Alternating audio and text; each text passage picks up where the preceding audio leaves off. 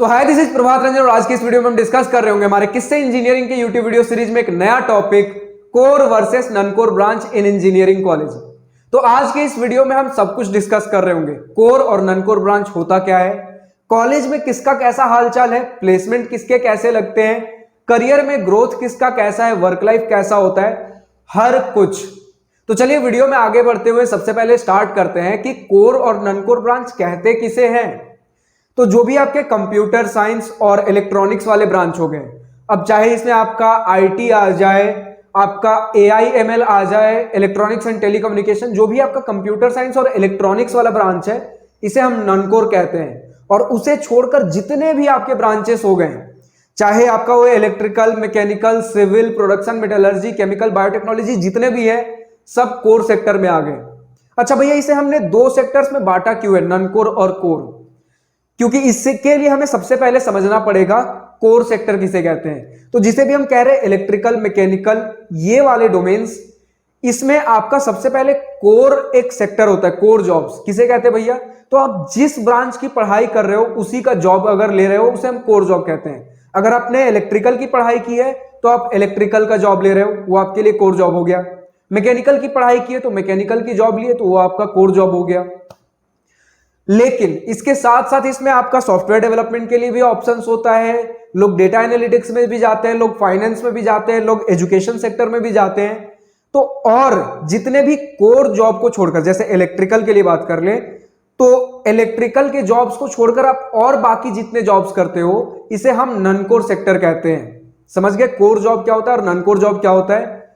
हर branch के लिए core job उस ब्रांच का जॉब्स को कहते हैं, और नॉन कोर जॉब आप उस ब्रांच में जो पढ़ाया जा रहा है उससे हटकर जो जॉब ले रहे हो उसे नॉन कोर जॉब। तो अब हम समझते हैं कि नॉन कोर ब्रांच इसे हम क्यों कहते हैं, कंप्यूटर साइंस इलेक्ट्रॉनिक्स इसे नॉन कोर क्यों कहते हैं? क्योंकि यहां पर आपके लिए इतना ज्यादा वैरायटी नहीं होता। जो आप ब्रांच में पढ़ रहे हो कंप्यूटर साइंस में, जो आपका ब्रांच है वही जॉब्स मिल रहे होते हैं, mostly software development, artificial intelligence. तो जो ड्रीम जॉब्स होते हैं लोगों के आईटी कंपनीज में जाने के, कंप्यूटर साइंस वहीं जा रहे होते हैं और यही इन्हें पढ़ाया भी जाता है, तो इनके लिए यही ऑप्शन है। बट ऐसा नहीं कि इनके लिए अपॉर्चुनिटीज कम है, एक ही ऑप्शन मिल रहा है लेकिन सभी प्लेस्ड तो हो जा रहे हैं और अच्छे पैकेज से प्लेस्ड हो रहे हैं। लेकिन इसका एक बहुत बड़ा नेगेटिव पॉइंट भी है, उसके बारे में भी डिस्कस करेंगे। और बात कर ले इलेक्ट्रॉनिक्स एंड कम्युनिकेशन की, तो इन्हें सेमीकंडक्टर, चिप्स, माइक्रो प्रोसेसर, ये सारी चीजें पढ़ाई जाती हैं। बट इंडिया में वैसा इंफ्रास्ट्रक्चर ही नहीं है। फॉरेन की कुछ कंपनी जैसे इंटेल, क्वालकॉम, ये सारी आती हैं बट बहुत सिलेक्टेड स्टूडेंट्स, गिने चुने स्टूडेंट्स को लेकर जाती है, वो भी आईआईटी एनआईटी से। वरना अक्सर स्टूडेंट्स चाहे छोटे कॉलेजेस की बात कर ले या बड़े कॉलेजेस की, वो भी सॉफ्टवेयर डेवलपमेंट में ही जा रहे होते हैं। तो आपका electronics, computer science, IT, AIML, ये सारे लगभग एक ही डोमेन में जाते हैं। तो इनके लिए वैसा और कोई कोर और नॉन कोर जैसा कुछ हो ही नहीं गया। तो यहाँ जो कोर ब्रांचेस जिसे कहते हैं, वो लोग जो नॉन कोर में पकड़ रहे हैं वो मोस्टली आपका सॉफ्टवेयर डेवलपमेंट को टारगेट करते हैं। तो एक तरीके से एक ऐसा इमेज बन गया कि सॉफ्टवेयर डेवलपमेंट मतलब नॉन कोर, और ये सारे जा रहे हैं सॉफ्टवेयर डेवलपमेंट में ही, तो इसलिए हम इसे एक नॉन कोर ब्रांच कह देते हैं। आपको समझ में आ गया ब्रांच सेग्रीगेशन कैसे हुआ है यहां? अब समझिएगा कि क्यों लोग कोर ब्रांच की तरफ उतना नहीं जाते और नॉन कोर की तरफ जल्दी जाते हैं। अब याद रखिएगा, जब भी हम कोर कह रहे हैं यानी कि इन सारे ब्रांचेस की बात कर रहे हैं और वो सारे जॉब्स जो इस ब्रांच में पढ़ाया जाता है, और नॉन कोर मतलब मोस्टली आप सॉफ्टवेयर डेवलपमेंट समझकर चल सकते हैं अभी के लिए। तो बात यहां यह है कि जो कोर जॉब्स हैं वो भी आपके इन कोर ब्रांचेस में, उनके लिए एक हैवी रिसर्च सिस्टम चाहिए होता है, हैवी लैब्स चाहिए होते हैं, मशीनरी चाहिए होती हैं, जो कि टेक्नोलॉजी तो फैक्ट्रीज में टाइम टू टाइम अपडेट हो रही है बट कॉलेजेस अपडेट नहीं कर पा रहे, क्योंकि इनकी जो मशीन्स आती है लाखों लाख में आती है। पूरे कॉलेज में, सिर्फ एक कॉलेज में आपका 100 करोड़ से ऊपर का बजट लग सकता है अगर आप सारे मशीनरीज को अपडेट करने जाइएगा। आईआईटीज एनआईटीज की बात कर रहा हूं, इवन आपका आईआईटीज में इससे भी ज्यादा महंगा 1000 करोड़ तक जा सकता है। यानी कि टाइम टू टाइम टेक्नोलॉजी जो अपडेट हो रही है उसे अगर आप कोर सेक्टर में लैब्स को अपडेट करोगे, मशीन्स को अपडेट करोगे तो बहुत खर्चा, बहुत समय लगेगा। तो कॉलेजेस उतने फ्रीक्वेंसी से अपडेट नहीं कर पाते, जिसकी वजह से स्टूडेंट्स लेटेस्ट टेक्नोलॉजी पे काम नहीं कर पाते, जिसके वजह से इधर उतना ज्यादा पैकेजेस नहीं लगता, क्योंकि इंडस्ट्री को भी चाहिए जो बंदा लेटेस्ट टेक्नोलॉजी पर काम कर रहा हो। लेकिन यहां पर थोड़ा बहुत एक प्लस पॉइंट आ जाता है कि अगर आप थोड़े बहुत भी अपने ब्रांच में पढ़ रहे हो सीरियसली, तो आपको कंपनीज हायर कर लेती हैं, क्योंकि इन्हें भी पता है कॉलेज में वो एक्सपोजर नहीं मिल रहा है, तो ये हायर करने के बाद ये आपको इंडस्ट्रियल एक्सपोजर अपने इंडस्ट्री में रखते हुए ट्रेनिंग पीरियड जिसे हम कहते हैं, उस समय आपको इंडस्ट्रियल एक्सपोजर इंडस्ट्री में ही दिया जाता है प्लेसमेंट के बाद। लेकिन देखिए, कोर ब्रांच में सैलरी थोड़ी कम है आईटी सेक्टर के मुकाबले, लेकिन इसका एक प्लस पॉइंट भी है जो बहुत बड़ा प्लस पॉइंट है, उसके बारे में भी डिस्कस करेंगे। तो आईटी सेक्टर का जो नेगेटिव पॉइंट और इसका जो प्लस पॉइंट है वर्क लाइफ से रिलेटेड है, उसके बारे में डिस्कस करेंगे। तो यहां पे सैलरी कम है, तो बहुत सारे स्टूडेंट्स अलग अलग डोमेन्स भी ढूंढते हैं कि मुझे अभी शुरू के 4-5 साल बहुत ज्यादा पैसा कमाना है, तो लोग सॉफ्टवेयर डेवलपमेंट की तरफ फोकस करने लगते हैं। तो स्टूडेंट्स सोचते हैं कि अगर मुझे सॉफ्टवेयर डेवलपमेंट का ही जॉब लेना है तो मैं IT, computer science, electronics and communication ये सारी चीजें ले लेता हूं, मैं क्यों बेकार में मैकेनिकल, इलेक्ट्रिकल, सिविल लूं, क्योंकि यहाँ पे मुझे अपना ब्रांच का तो पढ़ना ही पड़ेगा, साथ ही साथ सॉफ्टवेयर डेवलपमेंट का भी पढ़ना पड़ेगा। और कंपनीज भी इन ब्रांचेस को उतना प्रेफरेंस नहीं देती है, क्योंकि इन्हें भी पता है कि जितने सीरियसली कंप्यूटर साइंस और आईटी को पूरे 4 साल पढ़ाया गया है, उतने सीरियसली ये बंदे नहीं पढ़े होंगे, जिसके वजह से कंपनीज आती है प्लेसमेंट देने, लेकिन जितना बड़ा पैकेज इनका लगता है सॉफ्टवेयर डेवलपमेंट में, वो सारी कंपनीज, उतने बड़े प्लेसमेंट्स वाली कंपनीज इधर नहीं आती हैं। जैसे एनआईटी जमशेदपुर के बारे में एक आपको एक एग्जांपल मिल जाए बता दूं, तो कंप्यूटर साइंस में हाईएस्ट पैकेज इस बार 83 लाख का गया है। सिमिलरली 83 लाख का आपका इलेक्ट्रॉनिक्स एंड कम्युनिकेशन में भी गया है और इलेक्ट्रिकल में भी गया है। अब यहाँ इलेक्ट्रिकल दोनों ब्रांचेस का एक कॉम्बिनेशन है, उसके ऊपर भी आ रहे होंगे। लेकिन मैकेनिकल में अगर सॉफ्टवेयर डेवलपमेंट की बात कर ले तो 25 लाख के आसपास आप ज्यादा से ज्यादा सोच सकते हो। यानी कि इलेक्ट्रिकल तक तो फिर भी कुछ स्कोप है सॉफ्टवेयर डेवलपमेंट में, उसके बाद मैकेनिकल, सिविल में उतना नहीं है। बट अब यहां भी बात कर ले तो मैकेनिकल, सिविल, फिर उसके बाद प्रोडक्शन, मेटलर्जी तक फिर भी थोड़ा स्कोप है, उसके बाद और कम है। केमिकल, बायोटेक्नोलॉजी में और थोड़ा कम है। लेकिन कॉलेज टू कॉलेज वेरी करता है। अगर आप टॉप के आईआईटीज में हो तो वहां आपको एनआईटीज से ज्यादा बेटर आपको ऑप्शंस देखने को मिलेगा। अगर एनआईटीज में केमिकल, बायोटेक में सॉफ्टवेयर डेवलपमेंट वाली कंपनीज नहीं आ रही है, लेकिन वही आईआईटी में आ रही होंगी उन ब्रांचेस में। बट अगेन आईआईटी में भी रहकर आपका कंप्यूटर साइंस में जो पैकेज लग रहा है वो आपका बायोटेक और केमिकल में नहीं लग रहा होगा या मैकेनिकल में नहीं लग रहा होगा। एक ब्रांच का यहां पर बैरियर बन जाता है थोड़ा बहुत। तो ये चीज हो गई। तो इसलिए स्टूडेंट्स थोड़ा सा प्रेफर करते हैं कि अगर मैं कोर ब्रांच ले लेता हूं और मुझे सॉफ्टवेयर डेवलपमेंट में ही जाना है, तो मैं अगर कोई कॉलेज मुझे मिल रहा है आईटी, कोई कॉलेज मुझे मिल रहा है जिसमें कंप्यूटर साइंस, इलेक्ट्रॉनिक, वो ले लेता हूं, क्योंकि जो मैं पढ़ रहा हूँ वही पैकेजेस भी लग रहे होंगे। मतलब मुझे 2 बार अलग अलग चीज हेक्टिक पढ़ने की जरूरत नहीं, कॉलेज लाइफ भी इंजॉय हो जाएगा और प्लेसमेंट्स की भी थोड़ी श्योरिटी हो जाएगी।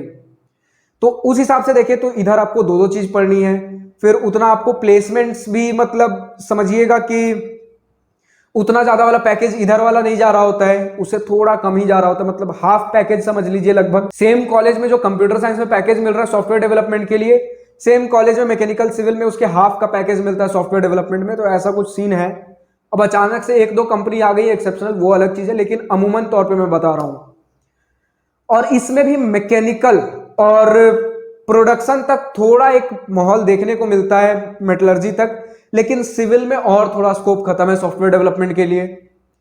और फिर उसके बाद और केमिकल, बायोटेक्नोलॉजी में और थोड़ा कम है। तो ये सारी चीजें हैं।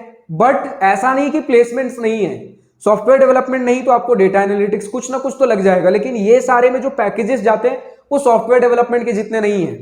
जैसे कोर में मान लेते हैं आईटी जमशेदपुर में आपका 10 से 11 लाख का एवरेज चल रहा है, तो डेटा एनालिटिक्स में अगर आप जाते हो वही मैकेनिकल, सिविल से ही, तो आपको 12-13 का एवरेज पैकेज मिल जाएगा, लेकिन जो सुकून होता है वो नहीं मिलेगा। इवन आपको आईटी सेक्टर से भी कम सुकून देखने को मिलेगा इधर डेटा एनालिटिक्स वाले फील्ड में, क्योंकि इसकी प्रिपरेशन भी बहुत जल्दी, थोड़े बहुत प्रिपरेशन से इसमें सिलेक्शन हो जाता है। तो डेटा एनालिटिक्स क्रैक कर पाना बहुत आसान है, इसलिए एनआईटी जमशेदपुर और बहुत सारे कॉलेजेस में एक last option as a backup लिया जाता है कि कहीं नहीं तो डेटा एनालिटिक्स में तो हो ही जाएगा। जिसकी वजह से हम देखते हैं कि बहुत सारे कॉलेजेस हैं जिनका प्लेसमेंट परसेंटेज तो बहुत शानदार है, लेकिन एवरेज पैकेज थोड़ा कम हो गया। वो डेटा एनालिटिक्स, मास रिक्रूटिंग कंपनीज, वो सारी चीजें, वो सारी कंपनीज होती है जो ढेर सारे बच्चों को लेकर तो चली जा रही है, बट उतना ऊपर वाला पैकेज नहीं दे पा रही। चलिए एनआईटीज में फिर भी आपका 12 से 13 एलपीए डेटा एनालिटिक्स के लिए मिल जाता है, लेकिन छोटे छोटे प्राइवेट कॉलेजेस में सेम डेटा एनालिटिक्स के लिए आपका 4 एलपीए, 5 एलपीए ऐसे ही पैकेजेस मिलते हैं। यहाँ पोस्ट का डिफरेंस होता है कि छोटे छोटे कॉलेजेस में डेटा एनालिटिक्स वाली कंपनी है लेकिन छोटा पोस्ट, एनआईटीज में डेटा एनालिटिक्स के लिए कंपनी आती है बड़ा पोस्ट, इसलिए सैलरी में भी डिफरेंस देखने को मिलता है। तो ये चीज है। और प्लेसमेंट परसेंटेज हम देखते हैं भैया कंप्यूटर साइंस में फिर भी ज्यादा जा रहा है, और इधर आपका उतना ज्यादा नहीं जा रहा है, क्योंकि ये सारी जो कोर वाली कंपनीज है ना, ये थोड़ा कुछ ज्यादा इंटरव्यू प्रोसेस थोड़ा इनका टफ रहता है as compare to software development वाला जॉब्स। अच्छा भैया, इतना सॉफ्टवेयर डेवलपमेंट के बारे में हमने बड़ाई कर ली कि सॉफ्टवेयर डेवलपमेंट क्रैक करना थोड़ा आसान है कोर से, सॉफ्टवेयर डेवलपमेंट में पैकेज ज्यादा है, प्लेसमेंट ज्यादा है, ग्रोथ भी सॉफ्टवेयर डेवलपमेंट में ज्यादा है। मतलब कि अगर आप आज के डेट में कोर सेक्टर में जॉब करते हो और आज के डेट में सॉफ्टवेयर डेवलपमेंट में जॉब करते हो, 4-5 साल में सॉफ्टवेयर डेवलपमेंट में आपका सैलरी डबल हो सकता है, लेकिन कोर में धीरे धीरे ग्रोथ मिलती है। भैया कोई नेगेटिव पॉइंट नहीं है क्या सॉफ्टवेयर डेवलपमेंट का? है। नेगेटिव पॉइंट यह है कि सॉफ्टवेयर डेवलपमेंट में आपको टाइम टू टाइम खुद को अपग्रेड करते रहना होगा।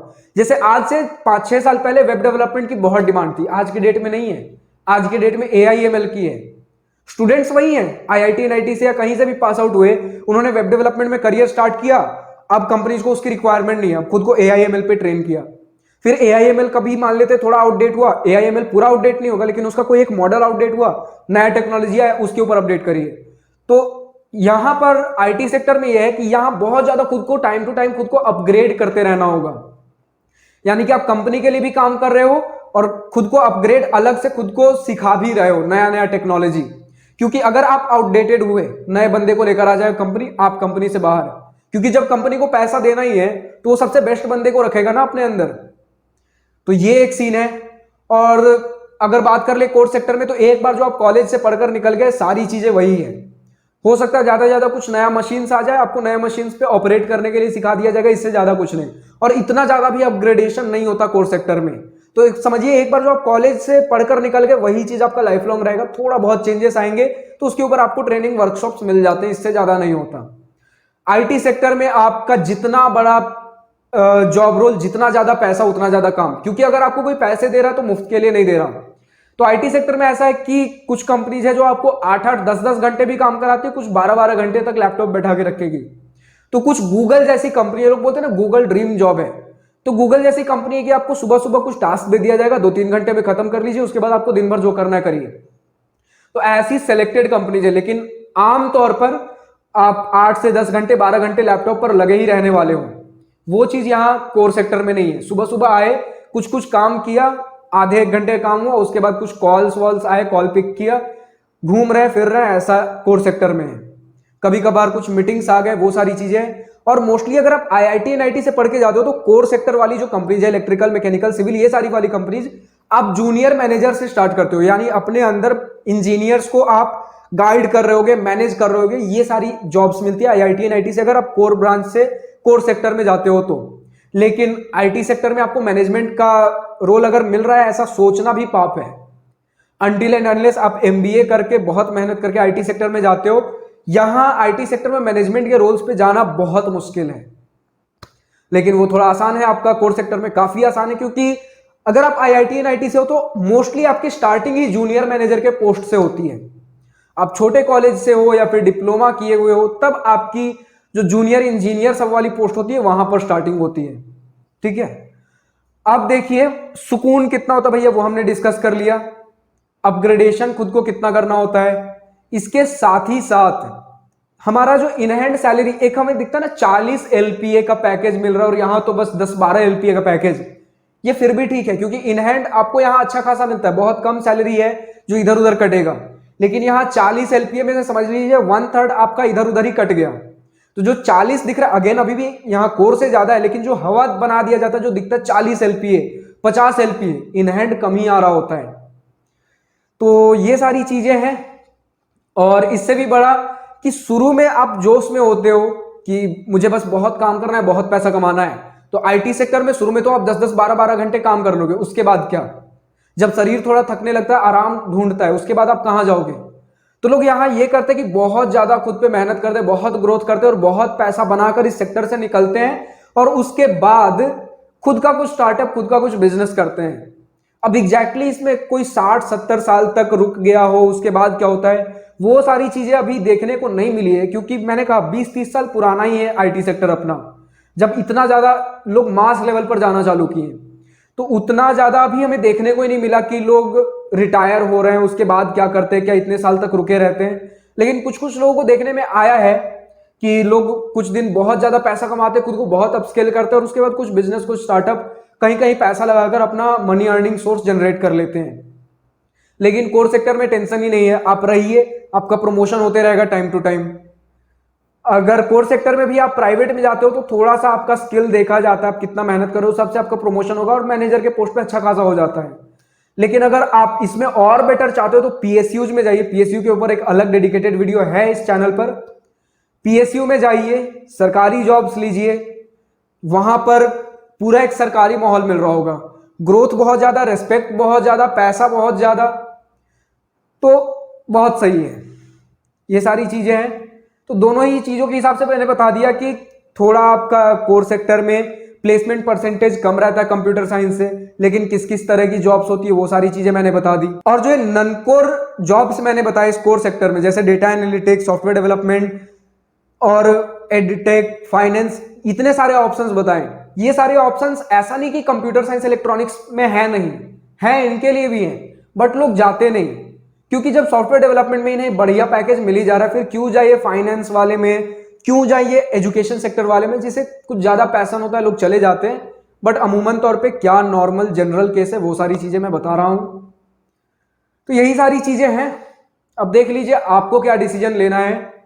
फिलहाल इस वीडियो में इतना ही। अब आप बताइए और कोई टॉपिक, किसी और टॉपिक के ऊपर आपको वीडियो चाहिए, कमेंट सेक्शन में लिखकर बताइए।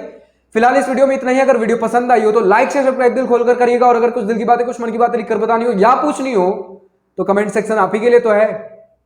सो thank you for watching this video, good bye, nice day, wish you all the best for future, enjoy journey.